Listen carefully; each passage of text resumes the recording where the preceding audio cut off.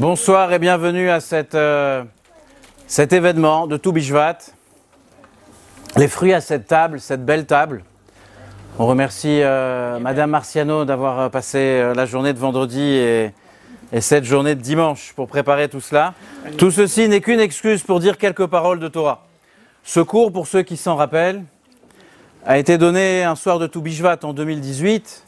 On l'a retravaillé, on ne l'avait pas enregistré à cette époque, donc on va essayer de le revoir ce soir et essayer, avec, j'espère, beaucoup d'humour, de voir des choses qui sont, je pense, importantes pour nous. Au début du XXe siècle, le Rav Avraham Yitzhak Kook, il est né en 1865 et est décédé en 1935. Il était le rabbin de la ville de Yafo et ensuite est devenu le premier grand rabbin d'Israël. A tenté dans ses écrits de caractériser trois mouvements qui se battent pour le droit d'aînesse au sein du peuple juif. Il parle de l'orthodoxie, du judaïsme charedi, comme on dit dans des mots plutôt modernes, je trouve. Il va parler également du nouveau nationalisme, ce qu'on appelle nous en français le sionisme, et il va parler du judaïsme libéral. Et voilà ce que le Rav Kook écrit.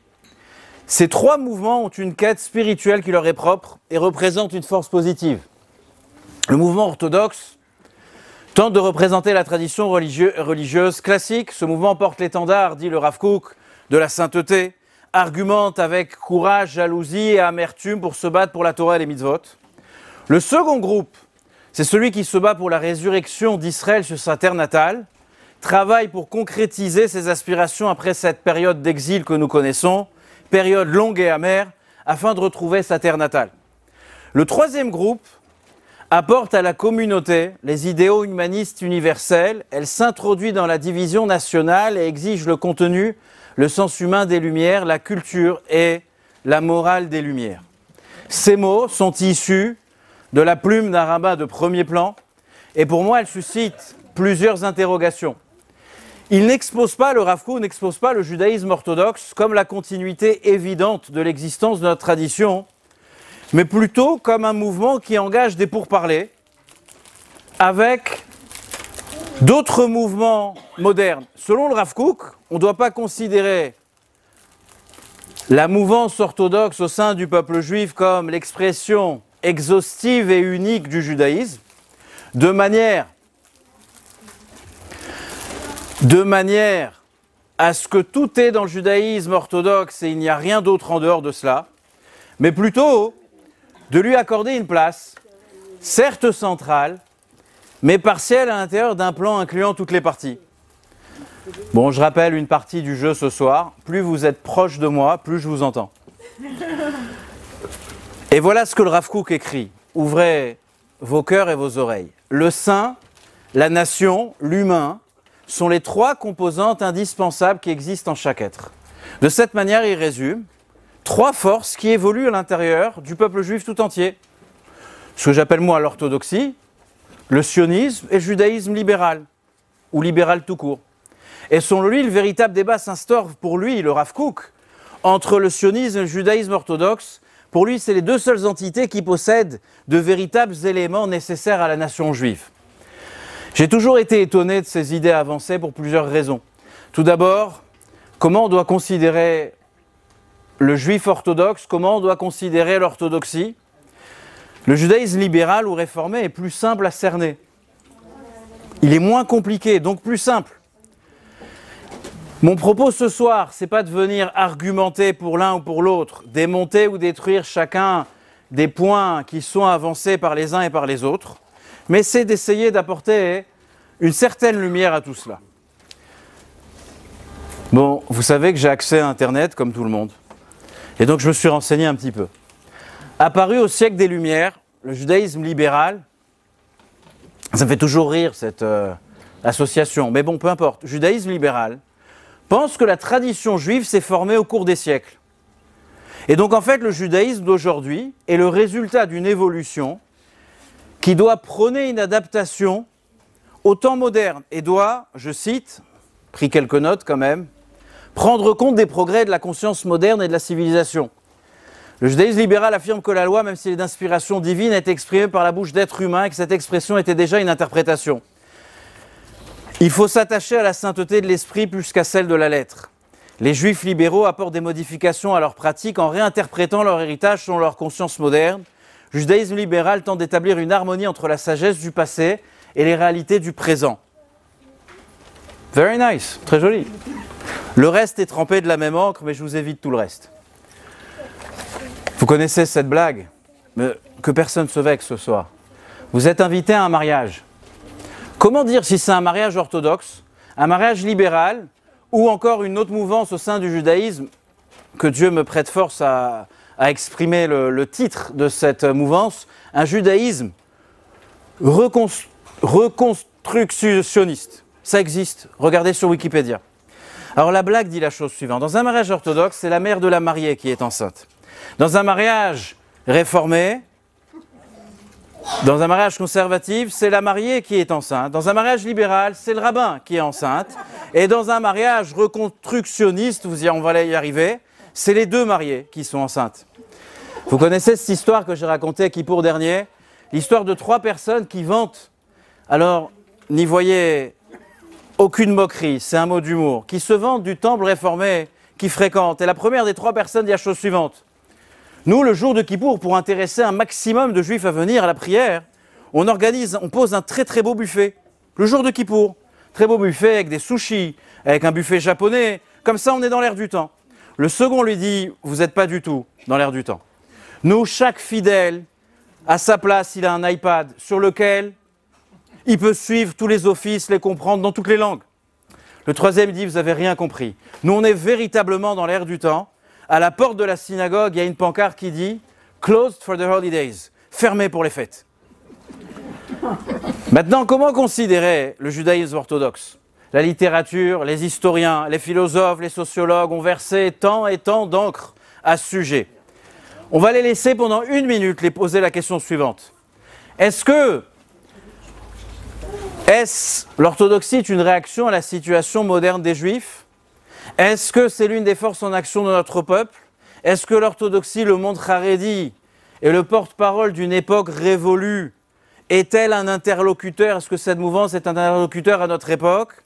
Est-ce qu'on arrive à tracer une ligne entre antan et aujourd'hui, le temps d'avant et aujourd'hui, entre la conscience traditionnelle et la conscience moderne? Et c'est une question qui m'a pendant longtemps perturbé. Est-ce que nous, juifs orthodoxes, sommes la continuité directe du passé religieux de manière exclusive? Il va falloir une fois pour toutes se poser cette question. Qui sont les détracteurs de ce mouvement et à qui ce mouvement parle? En 1995, a eu lieu un symposium à l'Université hébraïque de Jérusalem entre des chercheurs, des penseurs, des sociologues et tout plein de gens qui ont posé une question qui est restée dans les écrits que vous pouvez retrouver sur Internet sans réponse. Voici la question. Quel est le lien entre le Khatam Sofer et un kibbutz religieux? Quel est le lien entre le Rav Hirsch et un juif sioniste religieux? Quel est le lien entre des chassidim de Satmar et des juifs séfarades du parti politique de Chasse? La question mérite d'être posée.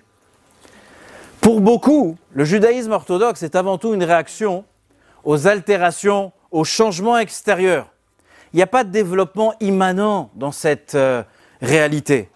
Le mouvement orthodoxe lui-même est une réalité moderne, bien que les orthodoxes n'aiment pas dire cela. Et l'orthodoxie, pour beaucoup de penseurs, chercheurs, sociologues, cherche à garder la tradition, à préserver les changements du temps et des courants. Mais qu'est-ce qu'il fait cela? L'orthodoxie a quelque part provoqué, creusé un fossé de manière radicale. Posons-nous la question suivante. Un juif orthodoxe, il tente de nous convaincre, je tente de vous convaincre peut-être, que le caractère de l'orthodoxie, c'est l'héritière fidèle du passé, alors qu'elle développe à chaque génération de nouveaux traits de caractère, selon l'époque. Donc en fait, pour beaucoup, l'orthodoxie, le monde Haredi, c'est une réponse à l'extérieur. C'est une réponse à ce qui est en dehors de notre communauté. Ce que j'aimerais bien comprendre ce soir, c'est quel est le point central de cet extérieur. Au XIXe siècle, lorsque le monde Haredi, le monde orthodoxe se développe et va mener une lutte très très importante contre des personnes, pas contre l'intégrité de ces personnes, chas shalom, mais contre leurs idées, qui cherchent à réformer la loi, la halacha. Pour beaucoup, l'orthodoxie n'a été que le fruit de problèmes géographiques, sociologiques et historiques. On peut se poser les mêmes questions au sujet du juif sioniste. Je pense qu'on l'est tous. Après, peu importe la définition qu'on va donner à ce mot, mais quelque part, on l'est tous. C'est un mouvement, le sionisme, qu'on pouvait comprendre, parler à mes amis antisémites. J'ai beaucoup d'amis antisémites. Mais pas seul. Et pas de la même manière. Et vous allez voir que le mouvement sioniste, il y a un siècle et aujourd'hui, c'est plus du tout pareil. C'était facilement compréhensible il y a un siècle en arrière, il y a plus de 100 ans en arrière. Aujourd'hui, c'est plus compliqué. Pourquoi ? Parce qu'à cette idéologie s'est mêlé l'épuisement dû aux guerres, aux attentats, au regard des autres, au désir ou au mal-être de certains de ne pas correspondre ou de ne plus correspondre aux autres nations, aux autres cultures. Donc depuis plusieurs décennies, le sionisme a pris un visage très religieux finalement, très orthodoxe. J'aimerais que ce soir on s'attarde sur le judaïsme orthodoxe. Parce que finalement c'est celui qui cristallise tous les autres. Les laïcs sont laïcs, ils sont indépendants du judaïsme et de son clergé. Être juif est laïque, mais on reste finalement juif, donc c'est un lien quelque part avec le judaïsme. Le sionisme a aussi un lien avec la Torah. On ne prétend pas avoir un quelconque droit sur cette terre, sur cette zone géographique sur terre, parce qu'on est séparé de l'histoire de cette terre qui est pour nous ancestrale. Donc au final, peu importe dans quel sens on va tourner l'histoire, c'est au sujet de la Torah dont on doit parler ce soir. On doit parler de Torah, on doit parler d'orthodoxie finalement. Il y a plusieurs histoires que j'ai racontées ici et là, au Beth Rabad ou ailleurs, et qui me tiennent à cœur de partager avec vous ce soir. Et elles participent pleinement à la démonstration de ce que je tente, malgré certaines vagues ce soir autour de cette magnifique table de Tu Bishvat, Lechem et Livracha. Je vous ai raconté il y a quelque temps l'histoire d'un juif, d'un homme qui venait d'Inde, d'un hindou, et d'un politicien qui sont partis en randonnée dans les Alpes. C'est une blague, détendez-vous. Après une longue journée de randonnée, ils sont épuisés, ils réalisent que le soleil est en train de se coucher, ils n'ont pas où aller dormir, ils n'ont pas où dormir. Ils cherchent un hôtel, ils regardent sur leur téléphone, ils ne trouvent rien. L'hospitalité dans les Alpes est bien connue.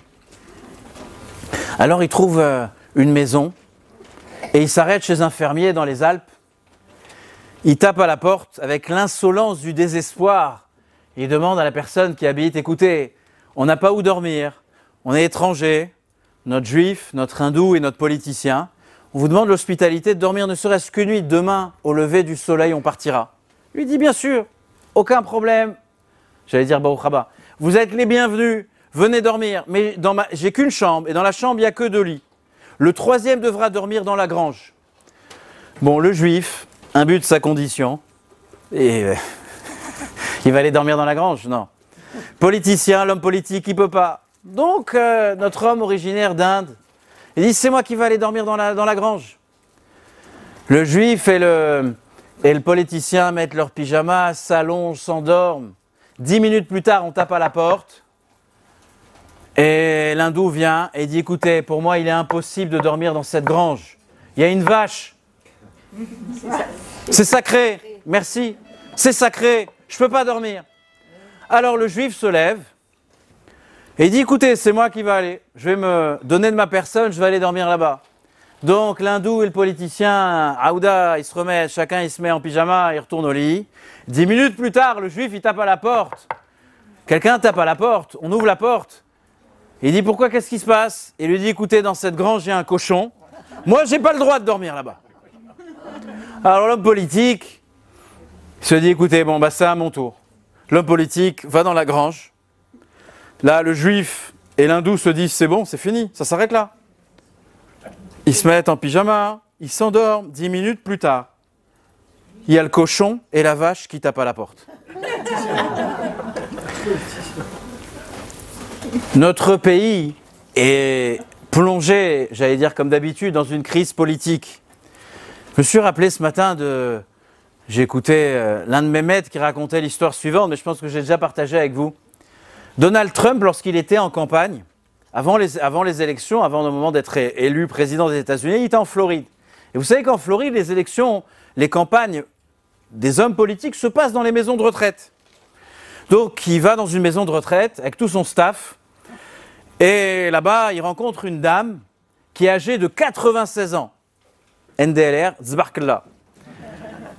Et Donald Trump lui dit, vous savez qui je suis? La dame, elle le regarde. Elle dit, mon fils, je ne sais pas. Et lui, il dit, mais vous ne savez pas qui je suis? Imaginez Donald Trump, ne pas savoir qui il est. Elle dit, mon fils, je ne sais pas. Et Donald Trump lui dit, mais madame, regardez, le monde entier sait qui je suis. Regardez ma chevelure, regardez mon charme, mon charisme, ma stature, mon succès. Impossible de ne pas savoir qui je suis. Et la pauvre dame de 96 ans, dans cette maison de retraite, elle lui dit, bon, je traduis, ah vous le dit, je ne sais pas qui tu es. Donald Trump, furieux, il commence à hurler. Comment est-ce possible qu'on ne sache pas qui je suis? Ah, il y a une autre femme qui arrive, une autre résidente de cette maison de retraite, une jeune, 85 ans, qui s'approche de lui et elle lui caresse la joue tendrement. Et elle lui dit, du calme, mon fils. L'infirmière va venir et elle va vous dire qui vous êtes. Ça arrive souvent ici. C'est une question d'identité. Découvrir notre identité, découvrir la réalité aussi extraordinaire, que tous les livres qui sont derrière moi, je parle de la Torah, demandent beaucoup d'investissement. Une autre histoire. Dans les années 40, un juif sorti du shtetl, un juif ashkénaze, polonais, il quitte son pays et il veut émigrer aux États-Unis. Alors, il arrive aux États-Unis, il rencontre là-bas un de ses cousins et il dit à son cousin, je ne parle pas anglais, je ne connais pas l'histoire des États-Unis, comment je vais avoir un titre de séjour ici? Et lui, ne t'inquiète pas, on pose toujours, le préposé à l'émigration pose toujours les mêmes 5 questions. Je vais te les apprendre, je vais te les enseigner, tu vas les retenir par cœur et quand tu auras ton rendez-vous, c'est dans 3 mois, tu les connaîtras par cœur. La première question qu'il va te poser, c'est quel est votre nom? En anglais, il va te demander, toi tu comprends rien, on s'en fiche. Tu réponds, Moïse Weiss. La deuxième question, il va te demander, en anglais, combien tu as d'enfants? On s'en fiche que tu comprennes ou pas la question. Tu vas répondre 5, la vérité. Ensuite, il va te demander, combien y a-t-il d'États aux États-Unis? Tu réponds 50. Ensuite, il va te demander la 4e question, qui a été le premier président des États-Unis? Tu réfléchis pas, tu dis George Washington. Après, la dernière question sur ton titre de séjour, il va te demander, est-ce que tes 2 parents sont encore en vie? Et tu réponds, Dieu merci, les 2. Pendant des mois, des semaines, pendant 3 mois, il répond, il apprend par cœur. Il répète par cœur, Moshe Weiss, 5, 50, George Washington, Dieu merci, les 2. Arrive le grand jour, le préposé à l'immigration aux États-Unis lui souhaite la bienvenue dans ce magnifique pays, le pays de la liberté. Et il commence à lui poser ces 5 questions. Alors il lui dit en anglais, dans une langue qu'il ne comprend pas, lui il parle que yiddish. Et lui dit, ça va être très court, je vais vous poser que 5 questions, vous répondez et je vous donne votre titre de séjour. Il s'adresse à ce juif racidique, une longue barbe, des péotes, un streimel, une longue redingote noire. Et il lui dit la chose suivante. Il lui dit, qui a été le premier président des États-Unis? Lui, il ne réfléchit pas. Moshe Weiss. Combien il y a d'États aux États-Unis? Il lui dit 5. Merci, Madame Choukrou. Madame Choukrou, elle est là. Combien d'enfants avez-vous? Zbarkella, 50. Il ne sait pas à quoi il répond. Le préposé à l'immigration, il regarde ce juif racidique, sa longue redingote noire, sa chemise blanche, sa barbe, ses péotes, son streimel. Il comprend qu'il y a un problème. Il lui dit, écoutez, monsieur, c'est quoi votre nom? Lui, il ne réfléchit pas. George Washington. Il lui reste qu'une question à poser. Et il lui dit, écoutez, alors le préposé était juif, il comprend qu'il se passe quelque chose qui n'est pas très clair ici. Il lui dit, de vous et moi, qui est le plus méchigué ici? De vous et moi, qui est le plus fou? Il lui dit, Dieu merci, les 2. Cette histoire, c'est notre judaïsme. On mémorise des phrases lorsqu'on vient à la synagogue, on mémorise des lignes, on mémorise des gestes qui se transforment en réflexes. On peut même arguer d'être ouvert, philosophe, humain, un mot que j'adore, mondain. Ça n'existe plus, plus personne. Si, encore? Ouais, bon, après. D'accord, que Dieu, Hachem, Ishlach Lahem Refoua Shelema. Cosmopolite. Peu importe vos convictions, à un certain moment, on se retrouve bloqué vis-à-vis de notre judaïsme. Vous allez voir que c'est toute l'histoire de Toubishvat. Si votre judaïsme, peu importe votre âge, peu importe votre éducation, peu importe votre origine, peu importe d'où vous venez, qui vous avez connu ou pas, si votre judaïsme ne relève pas d'un investissement véritable, alors vous vous retrouvez bloqué. Vous êtes comme ce Moshe Weiss qui veut avoir un titre de séjour et qui ne sait plus répondre aux questions. L'autre jour, j'étais à une bar mitzvah. Écoutez bien cela. Aujourd'hui, je suis très gêné d'aller dans des bar mitzvot. Pourquoi? Parce que dans les bar mitzvahs, j'hésite. Est-ce que c'est un bar ou une mitzvah? J'ai beaucoup de mal. Mais peu importe. Et vous savez que souvent, dans les bars et bat mitzvah, on me demande à mon épouse ou à moi-même de préparer un speech. C'est très à la mode de préparer un discours. Le jeune bar mitzvah va dire quelques mots, la bat mitzvah va dire quelques mots. Et l'autre fois, j'ai entendu cette histoire, le jeune garçon qui s'apprête à fêter sa bar mitzvah. Il va voir sa mère et il demande quelques conseils pour préparer son discours. Et il dit, maman, parle-moi de mes origines. Elle lui dit, de quoi tu veux parler? Elle dit, parle-moi de notre famille. Elle dit, bah, tu connais papy, tu connais mamie, tu connais tes grands-parents, de quoi tu veux parler? Elle dit, non, plus loin que ça. Alors, la mère juive, elle s'assoit avec son fils, elle lui dit, sache mon fils, tu vas monter plus haut. Dieu a créé le monde en 6 jours. Il y a eu Adam, il y a eu Ève, ensuite plus tard il y a eu Abraham, Isaac et Jacob, Sarah, Rebecca, Rachel et Léa. Moïse était l'enfant de toute cette lignée. Ah, le gosse il ressort, il se dit mais c'est magnifique, je ne savais pas. Ensuite le fils va voir son père, affalé sur le canapé comme la bonne coutume de tous ces papas juifs, et il dit papa, parle-moi de nos origines. Là, le père, il se redresse sur le canapé, il dit « Oh, quelle belle question !» Et il dit « Écoute, il y a 1,5 milliard d'années, des singes, australopithèques, autre chose, et le gosse, il comprend rien.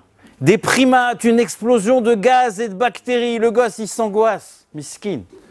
Il va voir sa mère, et il dit « Maman, je suis perdu, je suis venu te voir. » Tu m'as dit qu'on descendait d'Abraham, Isaac et Jacob, de Moïse. Je suis parti voir papa, il me parle de primates, de chimpanzés, et de je ne sais quoi, et de gaz et de bactéries. La mère, elle le regarde, elle dit, vous le dit, ton père, il t'a parlé de son côté de la famille. Moi, je te parle de mon côté de la famille. Celle-là, elle est bonne. Une autre... pourquoi celle d'avant, elle n'était pas bonne? Une autre histoire. On a un ami qui allait au bar tous les soirs boire 2 verres de Jack Daniels. 2 verres de whisky. Pendant des années. Et le barman, il voit ce monsieur venir seul et commander toujours 2 verres. Oui, monsieur, vous savez, il y a beaucoup de cocktails, il y a d'autres whisky, il y a d'autres alcools, il y a d'autres choses.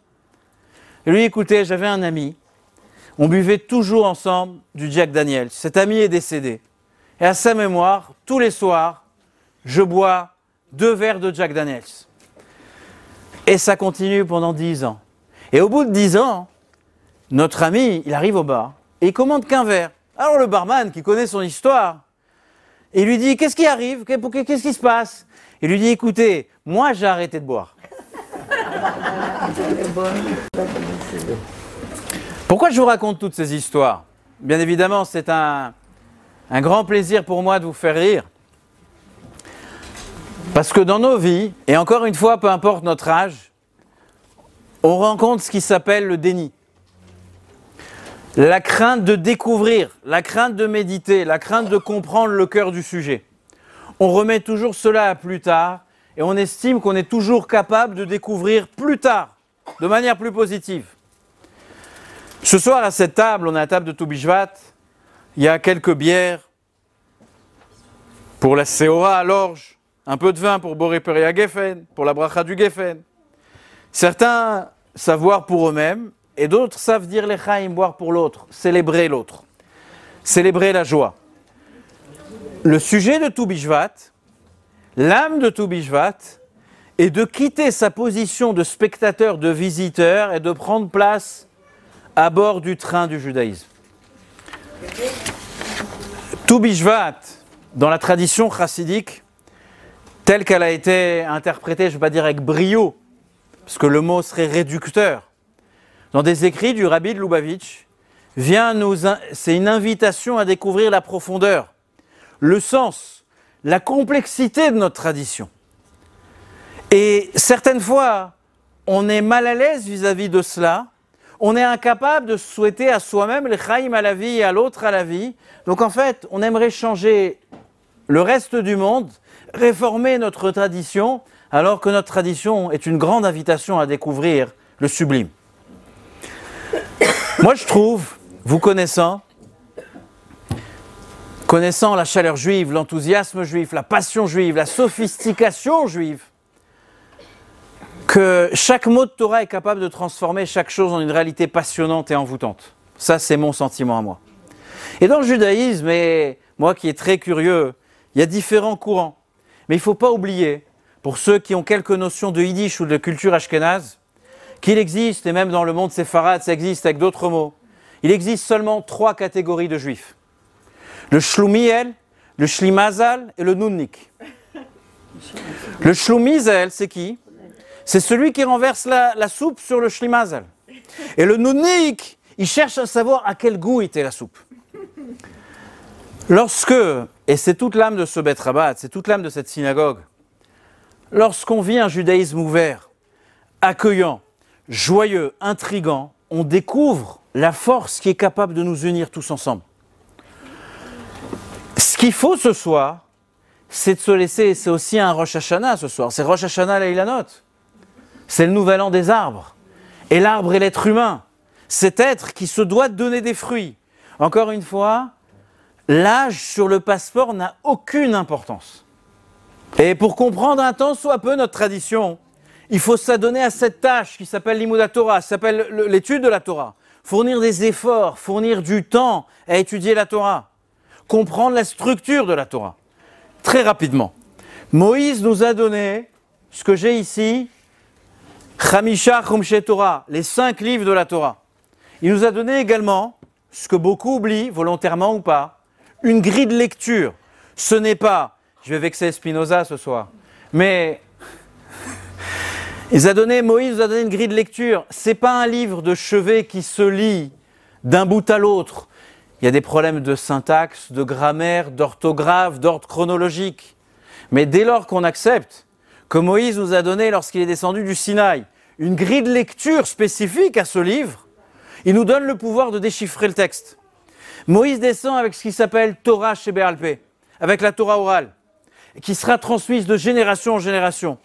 Moïse va nous donner également ce qui s'appelle la Smicha, le pouvoir d'ordonner, de nommer de nouveaux maîtres, c'est-à-dire des maîtres qui seraient capables de reprendre cette grille de lecture. Pour les plus jeunes ne comprendront pas ce que je vais dire, mais ceux qui sont aussi âgés que moi, que lorsqu'on n'avait pas le décodeur de Canal+, et qu'il y avait un match, on essayait de comprendre, mais on ne comprenait rien. Dès lors qu'on a le décodeur, alors le match, il est en train de s'afficher devant nous. Et ce match qui est en train de se passer ici, c'est les codes que Moshe Rabbeinu nous a transmis. Je vous invite à venir à un autre cours, à pousser les portes d'une yeshiva, d'un kollel, en Israël, à New York, à Paris, à Brunois, peu importe où. Découvrir cet étudiant de la Torah qui est passionné, à retrouver, à comprendre le développement de ce texte de base. En fait, dans la Torah, qu'on va lire chaque Shabbat, il y a un message qui n'attend que d'être déchiffré. On a toujours la même manière, depuis Moïse, depuis le don de la Torah, d'étudier la Torah. L'un de mes maîtres, j'ai connu à l'âge de 9 ans, et qui m'accompagne jusqu'à aujourd'hui, il m'a dit la chose suivante. Si tous les textes venaient à disparaître, on retrouverait tout à partir des codes que Moïse nous a transmis. Ces codes apparaissent juste avant le début de la prière chaque matin.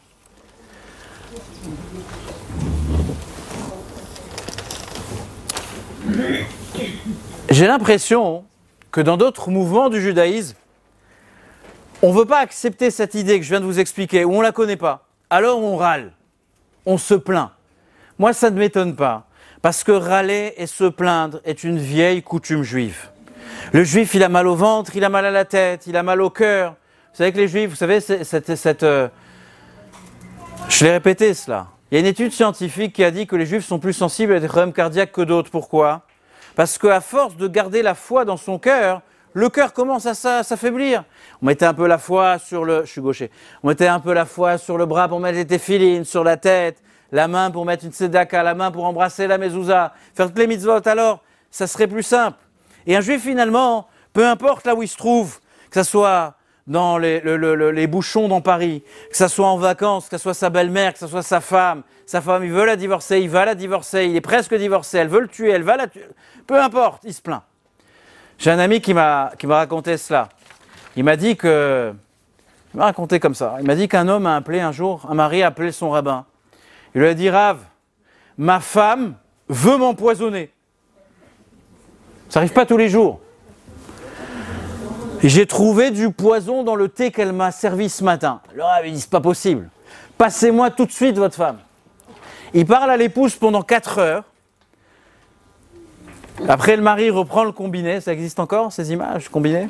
Il reprend le combiné. Et il dit, Rav, alors qu'est-ce qui se passe? Il lui dit, écoutez, j'ai parlé à votre épouse pendant 4 heures. Maintenant que je la connais, buvez le thé le plus vite possible. Ne croyez pas que, Chas Shalom, je ne respecte pas ou j'admire les femmes. Je suis moi-même marié à une femme. C'est des choses ces jours-ci, il faut assister. Et d'ailleurs, je suis le fils d'une femme et le petit-fils aussi d'une femme, jusqu'à Ève. Moi, mes grands-parents ne sont pas des singes ou des chimpanzés. Je descends d'Abraham, Isaac et Jacob. Encore une fois, les Juifs aiment râler. Les Juifs aiment se révolter.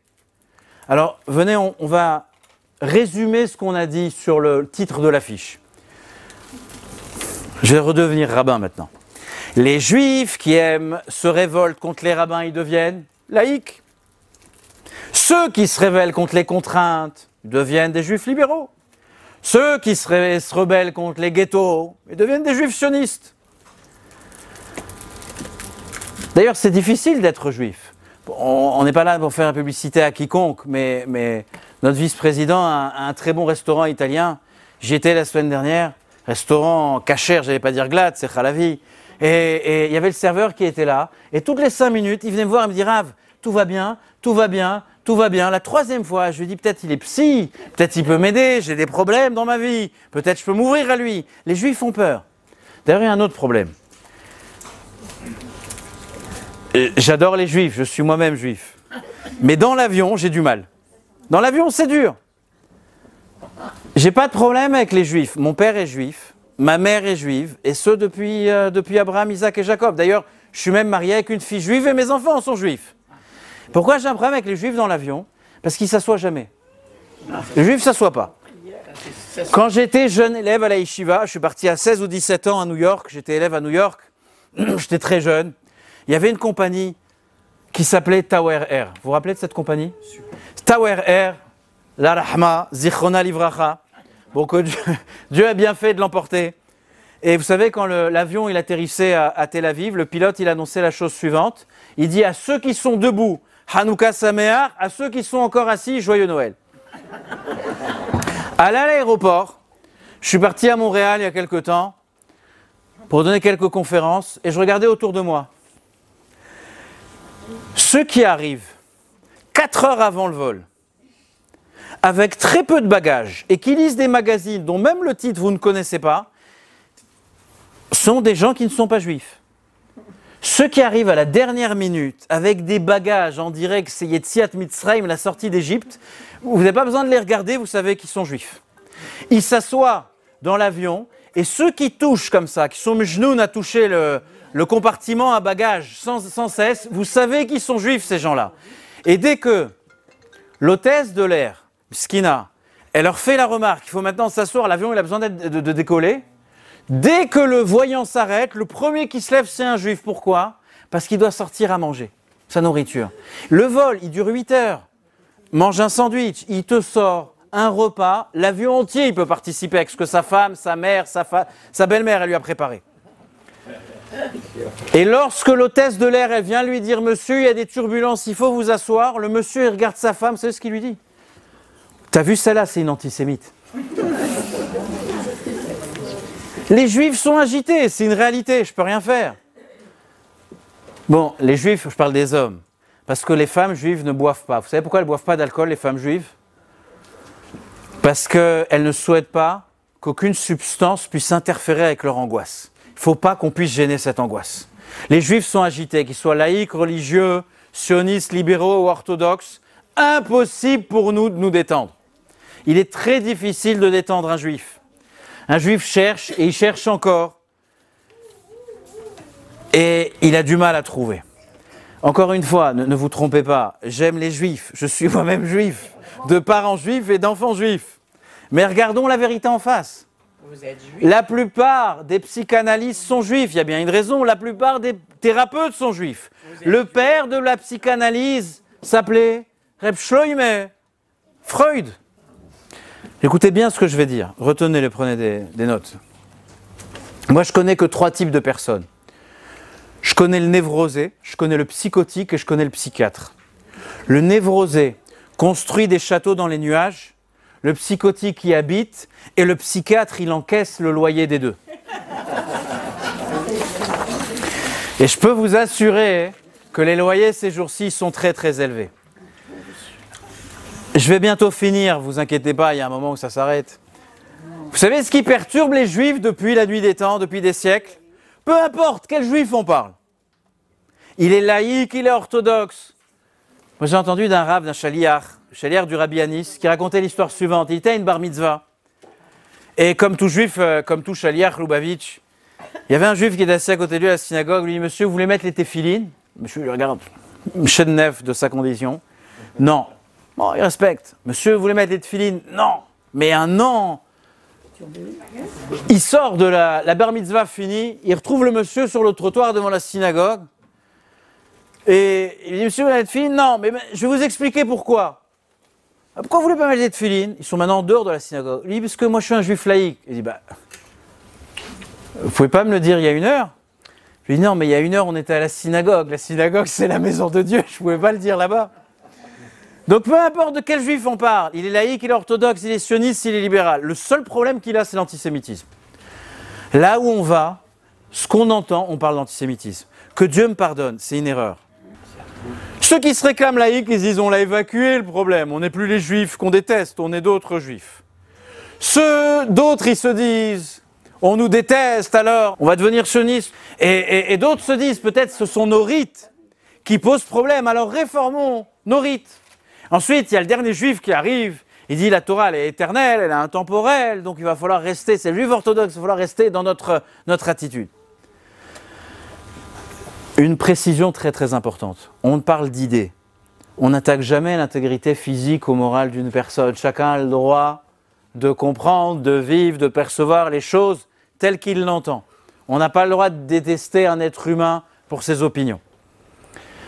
Mais il y a un plus grand problème que l'antisémitisme, et je pense que c'est tout le sujet de Toubishvat.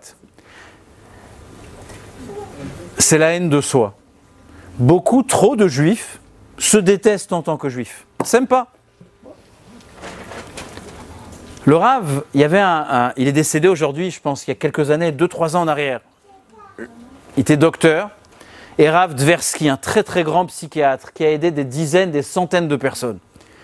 Et il raconte qu'il voyageait, il était dans l'avion. C'est un Rav, vous pouvez regarder sur internet, une grande barbe blanche, un chapeau rond, une longue redingote. Et il était assis dans l'avion, à côté d'une vieille dame juive. La vieille dame juive, russe, elle lui dit en yiddish, Vos farachamde, quelle honte! Vous êtes la cause de l'antisémitisme. Habillez-vous normalement et on arrêtera de nous haïr. Il y a quelques années de cela, j'allais dire avant la guerre, avant le Covid, une dame juive m'appelle, et elle me dit, vous savez, quand vous venez à la mairie, vous intimidez tout le monde avec votre chapeau, votre barbe, vous êtes très grande taille. Je dis, bon écoutez, le chapeau, la barbe, peut-être on peut penser à quelque chose, mais je peux rien faire. Je reviens au Rav Tversky. Et le Rav Tversky, cette dame, elle lui parle en yiddish. Quelle honte de s'habiller comme ça. C'est vous qui causez l'antisémitisme. Alors Tversky l'a regardé, il la regarde, il leur dit, mais madame, vous parlez quelle langue? Elle dit, je parle yiddish. Alors le Rav lui dit, yiddish, mais moi je suis amish. Et là la vieille dame, elle dit, ah, vous êtes amish, j'adore les amish. Elle dit, mais pourquoi vous adorez les amish? Elle dit la chose suivante, vous êtes une minorité, vous maintenez votre héritage avec force et fierté, je vous respecte. Et là le Rav il switch, il revient en yiddish, il lui dit comme ça, si je suis amish, alors vous éprouvez de la fierté, vous me regardez avec respect. Mais si je suis juif, autant que toi tu es juive, alors je te fais honte. Et le Rav lui dit la chose suivante. Chère madame, je vous bénis de pouvoir respecter votre peuple, votre tradition comme vous respectez les autres. Nos idées, peu importe les idées qui nous animent ou pas, ne doivent jamais, jamais nous séparer. On doit découvrir notre tradition, on doit aller à la base de toute chose et comprendre l'autre. C'est tout le sujet de Tou Bishvat. Je vais finir avec cette idée. D'ordinaire, à ce moment-là de la conférence, il est 22h30 ce soir et il est 19h30. Je me dis, j'ai 3 heures devant moi. Je fais peur à tout le monde là. À l'université de Montréal, vous savez maintenant, quand je dis le mot Montréal, j'ai froid. J'étais à Montréal il y a quelques semaines et ils m'ont dit, tu es arrivé au bon moment, tu as de la chance, il fait très doux. Alors moi, je regarde le thermomètre sur mon iPhone, il faisait -12.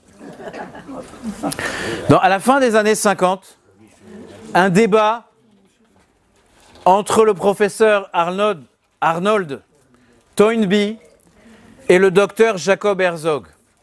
Le premier était un historien anglais de grande renommée de Cambridge qui n'aimait ni les Juifs ni Israël. Jacob Herzog était l'ambassadeur d'Israël au Canada. C'était un homme éduqué, un homme passionné, qui avait énormément de connaissances. C'était le fils du Rav Herzog, le second grand rabbin d'Israël. On parlait tout à l'heure du Rav Kook, le premier grand rabbin, le deuxième c'était le Rav Herzog. C'était le frère de Chaim Herzog, président de l'État d'Israël. Et lui-même a été l'élève du Rav Isser Zalman Metzer, l'un des plus grands maîtres du siècle dernier. Et il va débattre contre ce professeur à l'université de Montréal. Arnold Toynbee dit la chose suivante. Des mots, si je me trompe, et je pense que je ne me trompe pas, des mots qu'un homme de triste mémoire, Yasser Arafat, disait, que le peuple juif n'est pas une nation, est une culture. Il y a des gens qui ne connaissent pas hein, et qui peuvent dire des choses tout à fait idiotes, et des personnes qui sont censées connaître, et lorsqu'elles disent des choses idiotes, c'est parce qu'elles sont tout à fait méchantes.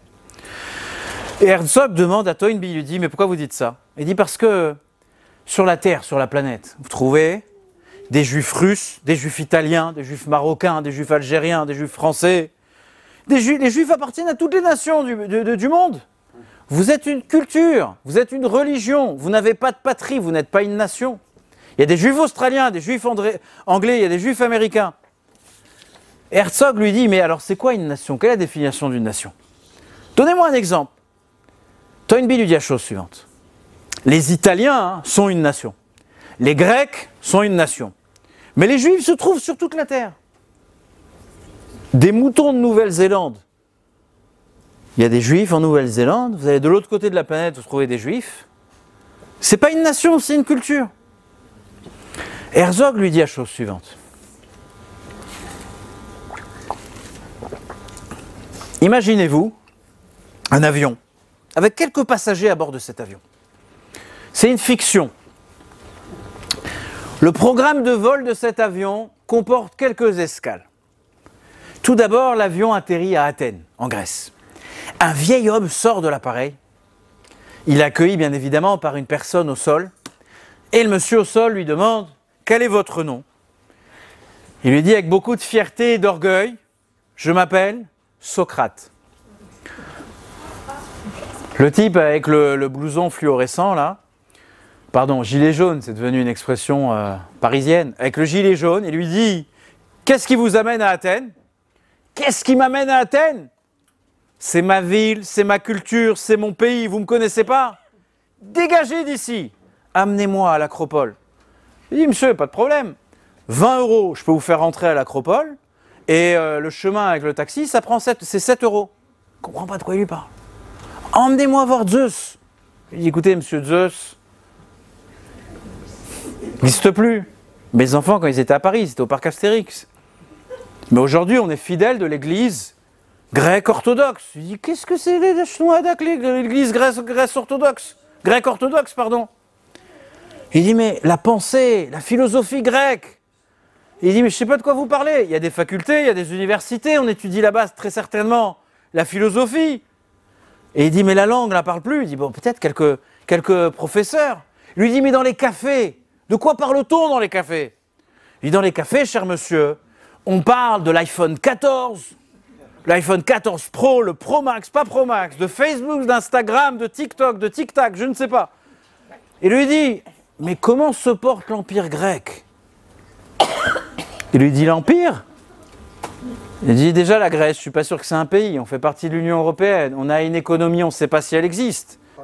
Il lui dit, mais Socrate dit au responsable à l'aéroport, mais quand les gens entendent le mot Grèce, ils ne tremblent pas? Il lui dit, non, pas du tout, ils pleurent. Ça les met de mauvaise humeur. D'ailleurs, même l'Union européenne, elle ne sait pas si elle va nous garder.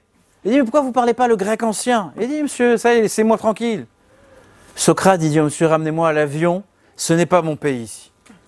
L'avion redécolle, et prochaine étape, il atterrit à Rome. Un homme sort de l'appareil. On peut remarquer qu'il a vécu beaucoup de choses dans sa vie. On l'accueille, on lui demande son nom. Encore un autre orgueilleux. Et qu'est-ce qu'il dit? Jules César. Et le préposé à l'immigration en Italie, il lui dit César comme la salade? La salade. Ah ouais. Et lui dit, je pourrais vous tuer pour avoir dit ça. Je suis César, l'empereur. Comment Rome se porte? Comment se porte l'Empire? Il dit, Empire? Ça empire. Oui, ça oui. Constantin, il a déjà bousculé les choses depuis déjà très longtemps. Il y a eu le Brexit, il y a eu le Covid, il y a eu les migrants, il y a eu l'euro. Il ne comprend rien. Il dit, mais qu'est-ce que Rome? Il dit, Rome, c'est une ville en Italie. Il dit, qu'est-ce que l'Italie? C'est un pays de l'Union européenne. Il lui dit, emmenez-moi voir mes gladiateurs. Il lui dit, monsieur, pour 8 €, je peux vous appeler un Uber. Emmenez-moi au Colisée. Emmenez-moi au Sénat, là où je me suis fait, je ne me trompe pas, poignarder. Emmenez-moi à la curie de Pompéi. Il dit, monsieur, c'est que des décombres. Encore une fois, je peux vous appeler un Uber, il va vous faire le tour. Il dit, mais est-ce que le peuple craint encore Rome? Il dit, non, pas du tout. Il dit, est-ce qu'on est encore célèbre? Il dit, oui, il y a des restaurants italiens à travers toute la planète. On est connu pour nos pastas et pour nos pizzas, pour nos... Pas le volo? Non, on est passé à Rome, là. César, ça y est. Ah oui. C'est Baraka. C'est passé, on est passé. Il dit, emmenez-moi servir les dieux. Il dit, quel dieu? Aujourd'hui, en Italie, il y a quoi? Il y a le Vatican. Il dit, c'est quoi le Vatican? Quoi le Vatican? C'est l'église. C'est quoi l'église? Écoutez, monsieur, je vais vous expliquer. Tout a commencé avec un jeune juif. Parce que tout commence avec un jeune juif. Et entre parenthèses, mesdames et messieurs, vous savez que un jeune garçon qui grandit dans une... les jeunes garçons, faites attention. Qui grandit dans une maison juive, avec une mère juive. Il entend de sa mère toute son enfance qu'il est non seulement un cadeau de Dieu pour l'humanité, il est l'émanation de Dieu lui-même. C'est ce que toutes les mères juives inculquent à leurs enfants. Tu es presque un Dieu. Mais Dieu merci, les enfants, les garçons grandissent. Ils se marient avec une jeune fille juive. En quelques mois, en quelques semaines, et peut-être s'ils ont un peu de mazal, en quelques heures, cette femme juive va leur éclaircir un peu le tableau. Non seulement t'es pas un Dieu, non seulement t'es pas le cadeau de Dieu pour l'humanité, mais la question que j'ai pour toi ce soir, c'est est-ce que tu as une quelconque position dans ce monde? Tu es un bon à rien, tu sais rien faire. C'est pour ça que bon nombre de maris juifs se retrouvent en thérapie, en train de négocier entre l'équilibre de l'éducation reçue de leur mère versus ce que leur femme leur dit, ce qu'elles ont hérité de ce qui s'appelle en français une belle-mère juive. Et donc il dit la chose suivante. Ma femme me dit que je suis ma mère me dit que je suis un dieu, ma femme me dit que je suis un bon rien, je n'existe pas. Et comme ça, on a nourri combien de thérapeutes? Ma mère pense que je suis l'infini et ma femme me dit que je suis fini. C'est fini pour moi. Pas facile d'être juif. Et donc là, quand on était à Rome, Il lui raconte l'histoire, il dit, il y avait un petit garçon juif. Les juifs ashkénazes l'appellent Yoshke, Jésus. Lui, malheureusement pour lui, il ne s'est jamais marié. Et sa mère, elle a continué de lui dire, t'es un dieu, t'es un dieu, t'es un dieu. Cette gentille maman, elle n'a jamais arrêté. Christianisme est né, et aujourd'hui, il y a plus d'1 milliard de personnes sur Terre qui pensent que ce que la mère de Jésus a dit était encore vrai. Et Jules César le regarde, il dit, pourquoi vous ne me parlez pas latin? Et il lui dit, écoutez, je ne suis pas chez moi ici, ramenez-moi dans notre avion. L'avion redécolle, la 3e et dernière étape. Avant d'atterrir, on entend cette, pour vous autres, grand sentimental. Odzman Katsar venagia l'isde Teufa Tel Aviv. Et l'avion atterrit à Ben Gurion. Il y a un vieil homme, Zbarkilla, il a plus de 120 ans. Il est accueilli par un agent, et l'agent lui dit « Shalom Aleichem ». Et lui il répond « Aleichem Shalom ». Alors le préposé à l'aéroport de Ben Gurion, il lui dit « Ma'ashem Shelcha, quel est ton nom ?» Il lui dit « Shmi Moshe, je m'appelle Moshe ». Alors le préposé à Ben Gurion lui dit « Kamani Moshe ». Alors notre Moshe à nous de l'avion, il demande à notre Moshe de Ben Gurion, il dit « D'où tu es ?» Il dit « Moi, je suis Moshe. Mes parents sont arrivés de Marrakech il y a quelques années. Ils ont fait leur aliyah en Eretz Israël. Ça fait quelques années que je suis là, que j'ai fait mon aliyah. Mais j'ai appris, grâce à Dieu, j'ai appris à vivre en Israël. Je me suis fait avoir par tout le monde. Mais maintenant, je sais comment on fait l'aliyah. Comment on opère une aliyah réussie. Et lui dit, toi, d'où tu viens? Il lui dit, moi, je viens d'Égypte. Il dit, qu'est-ce qui t'amène? Il dit, écoute, c'est le pays qu'on m'a promis, que Dieu m'a promis. Il dit, pourquoi tu viens que maintenant? Il lui dit, écoute, j'ai attendu 40 ans. J'étais dans le désert, j'ai attendu. J'ai travaillé très dur. J'ai fait beaucoup de sacrifices pour y arriver. Et je pense que cette terre, c'est ma terre natale. Il lui dit, Moshe Baruch Haba, c'est ta terre, je te comprends. Et c'est dur pour tous les Olim Chadashim. Le vieil homme, il dit au préposé de Ben Gurion, il dit, écoute, j'ai une question un peu embarrassante, ne le prends pas mal. J'ai été retenu à Rome et à Athènes, j'étais avec des amis. Et j'ai pas eu le temps, j'ai oublié, j'ai pas trouvé, peu importe. Est-ce que dans ton pays, est-ce qu'ici, il y a quelqu'un qui connaît une sorte de couverture à 4 franges et des lanières en cuir qu'on porte sur le bras?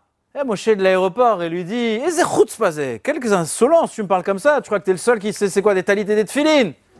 Viens, je vais t'emmener au terminal 1 ou 2.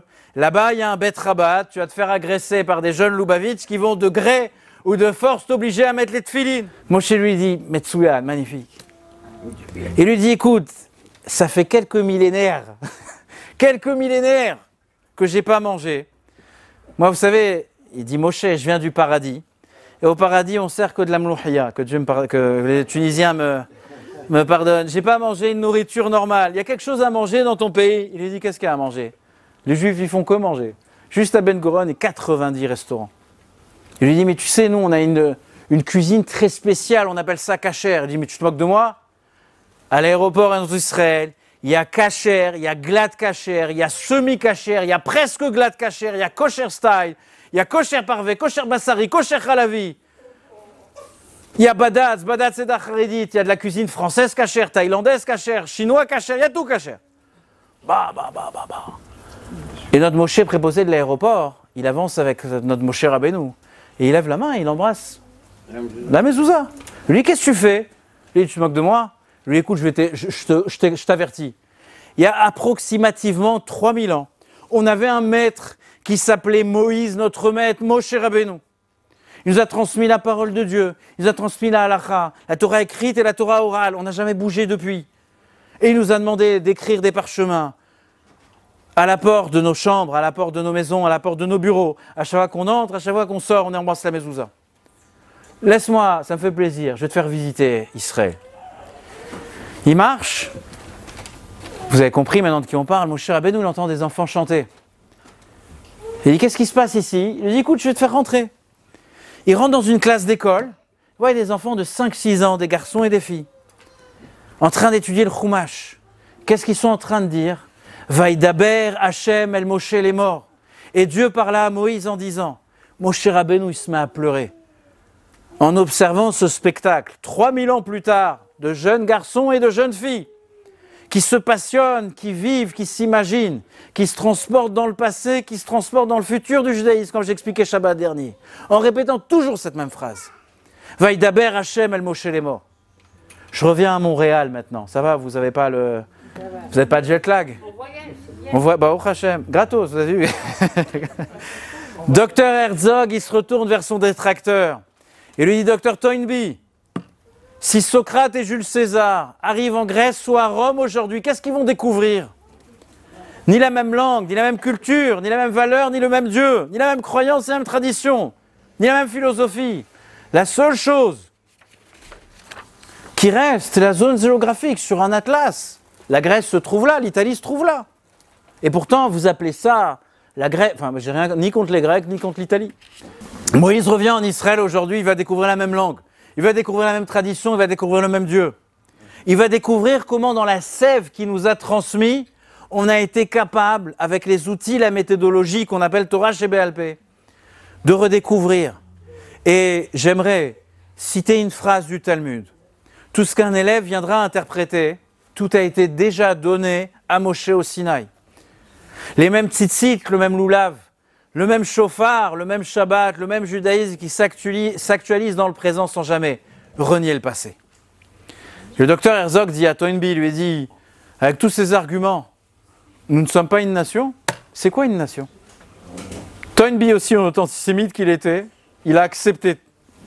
Après des siècles, après Moïse, après Yoshua, après Rabbi Akiva, après Rashi, Maïmonide, Baal Shem Tov, lorsque vous entrez dans ce lieu aux 2 rues d'Arsonval, peut-être que Moïse, si d'une minute à l'autre, Moshe Rabbeinu nous rentrait dans ce lieu, il ne va pas reconnaître peut-être l'architecture, peut-être pas les codes vestimentaires, mais il va comprendre exactement la même Torah, la même matzah, le même etrog, la même pureté familiale, la même mezouza.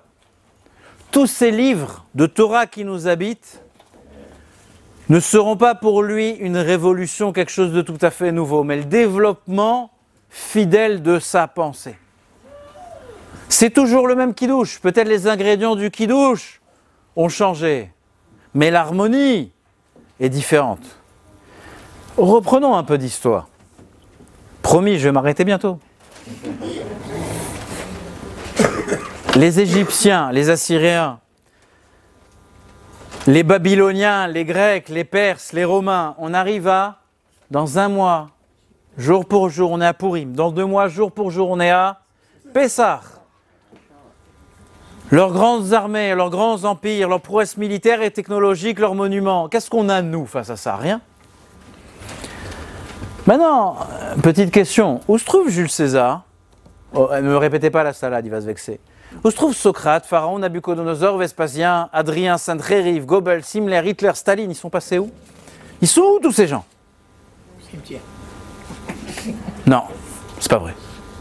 Ils se trouvent tous dans un même endroit qui s'appelle Wikipédia.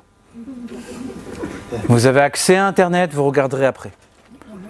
Où sont, moi qui parle beaucoup à mes amis antisémites, où sont les Juifs, cette minuscule nation, pourchassée génération après génération qui, on est moins d'1/4, d'1% de la population mondiale? Non, je ne me trompe pas? Quelles sont les 4 grandes révolutions du siècle dernier, qui ont forgé le siècle dernier? La révolution politique, c'est économique, Karl Marx. Psychologique, psychanalytique, Freud. Science et physique, Albert Einstein. La révolution dans la biologie, c'est Darwin. Ces 4 personnages ont changé le monde. Marx, Einstein, Freud et Darwin. 3 parmi eux étaient juifs et le dernier, il s'est trompé. Regardez, l'invitation de Tou Bishvat. Et je vous prie d'ouvrir vos... pas vos oreilles, votre cœur. Être juif n'est pas l'US Créteil. Moi, j'ai grandi à Créteil. L'équipe de foot de Créteil, peu importe, est toujours restée dans une division qui est inconnue. C'est même pas la 2e. L'être juif ne veut pas jouer ailleurs qu'en première division. On n'enlève rien à personne, on respecte, on aime et on fait attention à chacun. Mais nous sommes faits pour être des leaders, pas des victimes. Nous sommes des identités, des phares de moralité et d'éthique dans la société. Nous sommes les ambassadeurs de Dieu sur terre.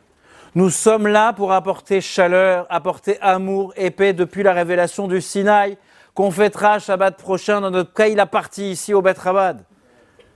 Nous sommes là pour refléter la bonté du Créateur à travers ses mitzvot et à travers sa Torah. On ne peut pas jouer dans une autre division.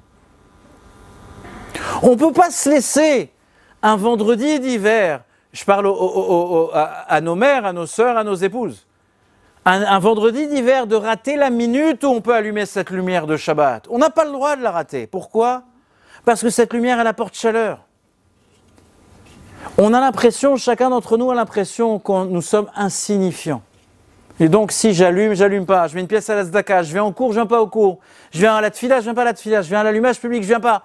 On a l'impression que c'est pas grave. Mais parlez encore une fois à mon ami l'antisémite.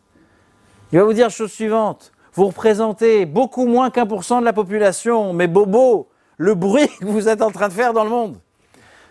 On va recevoir la Torah à Shabbat prochain, on va recevoir le don de l'éternité. Imaginez-vous que les parents de l'Alhamo Mozart, vous connaissez Mozart ? Imaginez ses parents, il n'aurait pas offert un piano. Il aurait offert autre chose.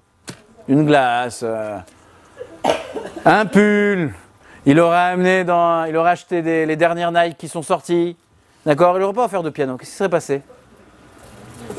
Il n'a pas eu de position. Plus que cela. Ce garçon, cet enfant, il avait une force atomique, nucléaire en lui.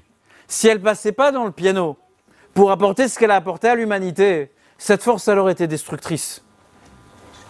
Quand Dieu nous donne la Torah, il est en train de nous dire, chacun de vous, mes enfants, vous êtes un Mozart.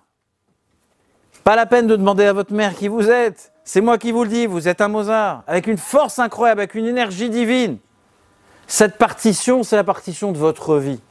Si vous ne voulez pas être l'acteur principal de votre vie, allez faire autre chose. Mais empêcher un enfant d'exprimer tout son art, c'est ce qu'il y a de plus grave dans la vie. Vous savez que nous ne sommes que le fruit de l'éducation de nos parents ? Nous sommes tous ici les héritiers, chacun et chacune ici, peu importe son âge, son origine, nous sommes les fruits de ce que nos parents ont investi en nous. Quand je dis nos parents, ce n'est pas seulement nos parents, c'est nos grands-parents, c'est tous les siècles qui nous précèdent. L'être juif aujourd'hui n'a pas le droit d'être épuisé, n'a pas le droit d'être détruit, il n'a pas le droit d'être sans vie. Il faut vivre un judaïsme qui a beaucoup de vitalité, d'enthousiasme, de passion. J'ai entendu cette histoire, les détails m'échappent, mais peut-être certains d'entre vous vont pouvoir me rappeler un peu à l'ordre. Il y a de cela plus de 70 ans, les SS ont rassemblé tous les Juifs un vendredi après-midi et leur ont demandé de creuser leur propre tombe. Ils étaient dans une forêt et les Juifs commencent à creuser. Ils savaient très bien qu'ils allaient être enterrés, mourir et être enterrés à ce moment-là. Et c'était une tactique de ces sombres personnages qui ont pris aujourd'hui un autre apparat. Ils sont habillés d'une autre manière aujourd'hui. Mais à l'époque, c'était pour leur faciliter la tâche. Et les Juifs attendaient, le soleil était en train de se coucher.